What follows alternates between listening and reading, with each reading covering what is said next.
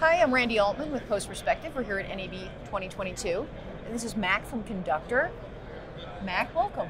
Thank you. Thank you for having me. Good to see you back in person. Yeah. This is great. It is very nice. Everybody's Off the just so Zoom. happy. I know, off the Zoom. Back face to face. It is. We're back, and we want to talk about, obviously the last 2 years was all about remote and embracing the cloud. Good for cloud. Yeah. Absolutely. Exactly. Yep. So you guys got in early on. So talk about your products, talk about what's new, but also talk about what it was like to sort of be on the forefront of cloud workflows. Yeah, no, I think that's a great question. I think, you knew us early on. We launched at SIGGRAPH in 2017, and I think we spent the better part of 2 or 3 years evangelizing what cloud meant for visual effects, animation, and broadcast. And then this little thing called COVID hit, and it was that disruptive event that I think really spurs on the methodology change. And so, people being more willing to accept it, I think they had to, out of necessity. It was on a dime. I joke around in presentations that I give. You looked at the Movie Lab's 10-year outlook for cloud adoption. That got squeezed into a month. How are you going to work from home? How are you going to get 200 artists accessing all your technology on site? And so, I think it was as bad as it was a good pause for the industry to really reevaluate how they were going to go about those workflows. And so we saw tremendous acceleration during the pandemic, even leading out of the pandemic. I think the first piece you saw was virtual workstations, and that picking up tremendously with work from home. And then immediately it got into, we're approaching finals. How are we going to render all these finals when we have limited connectivity back to our on-prem resource, or maybe we have no on-prem resource? And so we really saw, I would say at the tail end of COVID, a big spike in cloud rendering in particular. So lucky for us, we spent the better part of 5 years building out some really good technology, and now it's bearing the brunt of all the backloaded need, all the backlog of movies. Broadcast has really picked up. Admittedly, we had never spent a lot of time and attention at NAB, but in the past year, I would say the vast majority of new entrants into our technology in particular has been broadcast. Right, because you were more VFX at the beginning. Yeah, we were VFX. And so, through the shutdown, David at Maxon and I had some conversations, and that led to a partnership with Maxon. So we've gotten really close with the Maxon folks doing Cinema 4D and Redshift. We've kept in lockstep with them. They just announced R26 for cinema last week. We announced in lockstep with them our support for 26 in the cloud, new Redshift capabilities, and so I think all that is breeding a lot of motion graphics broadcast utilization throughout our platform. Now, are you guys, you work with Redshift, because I know Maxon announced that that's sort of going to be inherent in the product now, right? Yeah. Yep. Are you sort of Switzerland when it comes to different rendering options? Yeah, for sure. We are. I think that breeds some benefit for the end user, for the studios.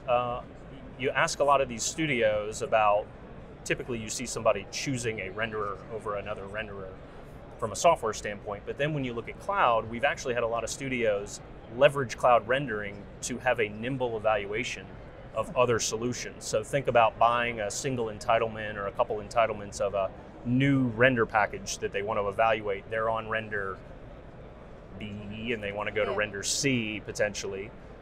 All they have to do is click a button in Conductor within their DCC, whether it's Cinema or Maya or Nuke, and they just hit the go render on the new render engine button, and they have 200 licenses, 500 licenses, right? Because we have those formal agreements with our software providers where they don't have to worry about bring your own entitlements. It's more a per minute billing. Right. So it's been really interesting.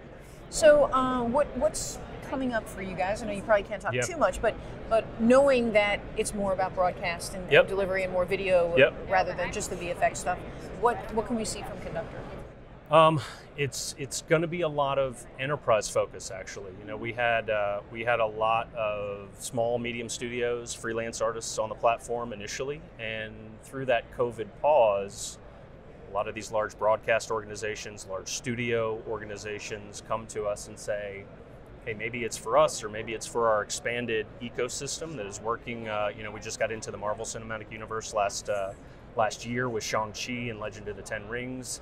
And I think there's this appetite from an enterprise standpoint to enable either in-house large studios or those large studios ecosystems with just-in-time rendering, because I think it's feeling like that shift to an operating expense-based model is really taking hold.